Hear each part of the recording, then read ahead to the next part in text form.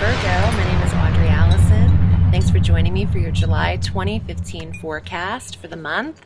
And thank you for subscribing and liking and sharing these podcasts. I appreciate the support. I've got the stars and the cards here. I'm using the Robert M. Place Alchemical deck, my steadfast deck. So let's start at the top of the month with a full moon on July 1st.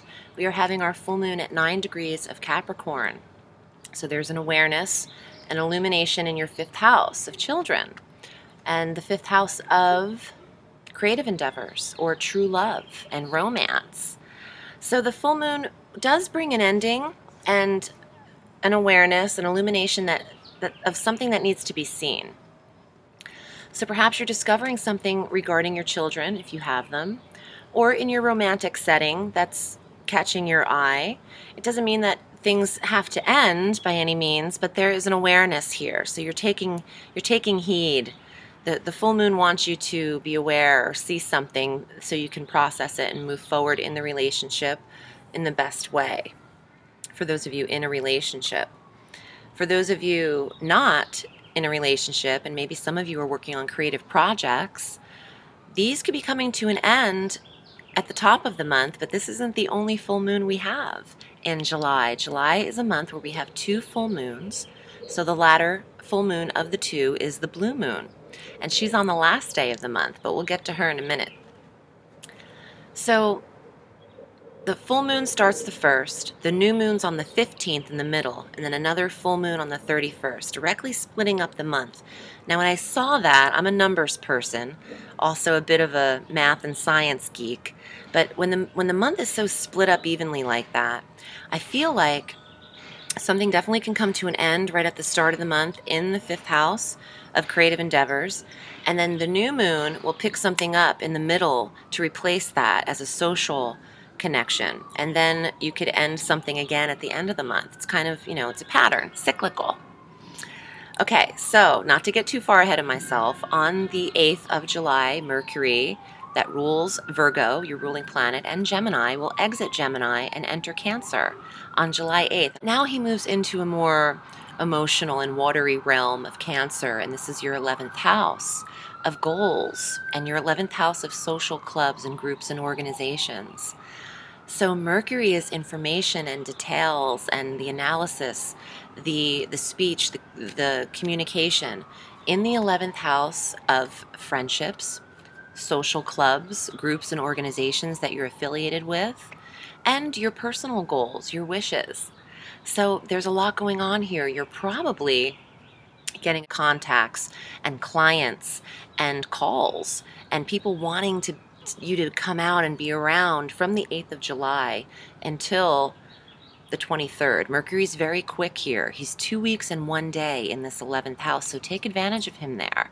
That's the kind of time from July 8th through the 23rd that you want to really hone in on who it is your contacts are and get your social clubs and groups and all of that up to speed. Get that all handled. Mercury will insist upon it. You'll hear from a lot of people in that time frame, maybe people that you haven't heard from in quite a long time. Now on the 15th we have our new moon at 23 degrees of Cancer as well in this 11th house. So this is the time to set your intentions on any new clubs and groups that you want to be affiliated with. Or what are your new goals? This is the only new moon you'll receive in the 11th house this year. So Virgo, if you have some new goals that you'd like to obtain, write them down, plant your seeds of intention around the 15th, see what manifests in a year's time, if not in just 28 days in a lunar cycle. On the 22nd, the Sun enters Leo like he does every year, but he doesn't always meet up with Jupiter when he's there, and he is now, and Venus, who's also comfortably stationed in Leo. A lot of personal planets are having a party in your 12th house, in a quiet house, so that's ironic. Okay, the Sun enters Leo conjunct Jupiter and Venus, and a day later on the 23rd, Mercury, because he's so jealous, he has to enter Leo too. So these 4 major personal beneficent planets are in your 12th house of hidden secrets, the 12th house of quiet time, reflection, also the house of addiction. You know, Virgo, for those of you who have a habit, who have had trouble releasing something that you're relying upon, the 12th house is the perfect house. It's right before the first, where everything comes to a full circle and then can be released out of the 12th house before starting again into the first. So before Jupiter enters your sign next month, next August 11th, this would be a spectacular time while he's in the 12th to shed what it is you're bound to. What are your vices? What are you maybe doing too much of? Now, if it's not the typical drinking or smoking, what are your behavioral patterns? What are you doing too much of that's not serving you a positive purpose? This is where Jupiter is expanding this awareness in this sector for you. It's also expanding your dreams and your subconscious level. The information you're receiving through dream, the positive information, not nightmares and things like that. That's your anxiety getting involved. But the messages, the intuitive dreams, the numbers that you receive, get an angel number book because those are very helpful. There's an expansion in the 12th house. And you know, Virgo, you might be very, very quiet in that second half of the month. When Mercury is in the 12th, you're not as social. So definitely take advantage of the 11th house at the top of the month. All of your social connections, your clients, your friends, the people you really need to connect with and that can help promote you. Get that all handled before the 22nd, 23rd. When Mercury enters Leo in the 12th, it's a quiet time. It might be more about internal work, inner reflection, dreams, peace, the subconscious mind. On either way, you're preparing for Jupiter's entrance in August because he'll be with you for a year, and that is game-changing energy. On the 25th of July, Venus, who's stationed in Leo, was just about to make it into Virgo at the 0-degree mark of Virgo. Venus is going to retrograde. So she's not ready to leave Leo yet. And she'll retrograde through September 6th in Leo, going direct in Leo through October 8th. So she doesn't quite make it to Virgo until the 9th of October. Then when Venus is conjunct Jupiter for you in October, around October 9th, that's also game-changing energy in a big way. Make sure you watch your rising sign as well for this forecast because they're more pinpointed to your personal natal chart since the ascendant depicts where the first house is and not just the solar house, if that makes sense. I don't want to confuse too many people. These are solar forecasts. On this forecast, I'm using Virgo I put Virgo on the ascendant and then do the forecast that way. So this is great for Virgo rising. But watch your rising sign as well as your sun sign. Now, on the 26th, after we discuss the Venus retrograde, Uranus is going to retrograde. Not uncommon. Uranus will do an annual retrograde for half the year. But he's stationed at 20 degrees of Aries for you in your 8th house of intimacy and your 8th house of sex and shared resources. So when Uranus retrogrades, it's a very rebellious planet. He likes to roll alone. You might feel in your intimate relationships the need for more autonomy or the need for more alone time. Is the only way I can say it. He's a rebel. He also rules the internet. You might be spending more time on that than you are in your relationships. On the 31st is when we have our full moon, our blue moon, at 7 degrees of Aquarius in your 6th house of health. So, when the full moon is in the 6th house, you know, you might discover something as far as, you know, a health situation that needs to be tended to. It's also work, the 6th house of work and daily routine and regimen. you could be ending a fitness routine at that time, or ending something that you have completed in the health sector, whether it's for the betterment of the health or you're just getting over an ailment.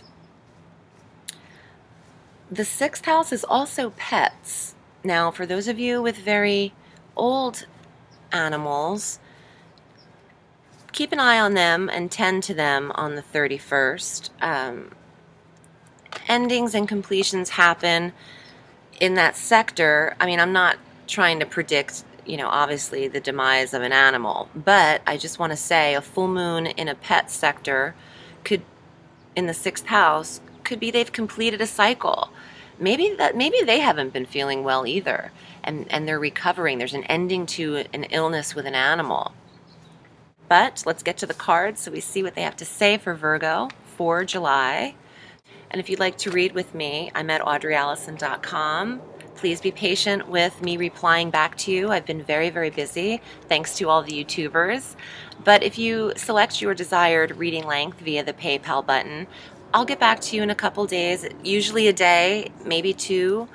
But we'll set something up. Just please be patient with me. Let's see what the cards have to say for Virgo for July 2015. There's animals all around me. The Lady of Fire. This is the love of something new. Expression, dance, the body, fire,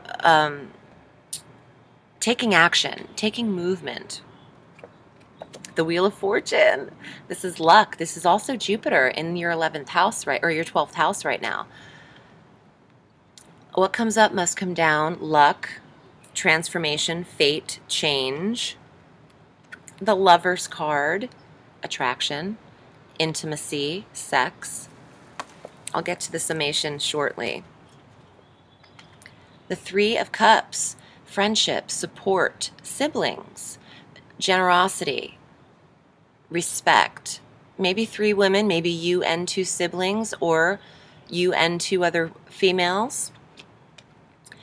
And the 2 of Swords, at a standstill, at striking at a combat, at a not seeing eye to eye. Okay, so someone needs to take action. And you could be starting something new that you have more faith in now with Jupiter right before he's about to enter your 1st house. You could be on the brink of just, what can I do? What can I do that's new that could bring me money or fortune, or could also bring me romance, for those of you looking? I think you should turn to friendship for that answer, but if you're at a standstill with whether these are siblings or friends or close connected people at work, just let this be right now. You don't want to push too hard. This is a very independent card. Maybe you're breaking out on something new, something that you need or desire passionately with the fire, Mars, action, passionately need to do on your own. And why not? It's no better time. We all come here alone, so you might as well get to working. So this is very positive. I mean, this is huge for success and obtaining your goals, Virgo. So you might need to just get on it. You could also turn to your relationship for support as well as these people. So it's around you, but watch your tone a little bit. What are you really fighting for? Does everything need a fight? Save your energy. Be passionate about things that are passionate about you. Thanks so much for tuning in, Virgo. I appreciate it. I will see you next month, and I'm wishing you a sweet day.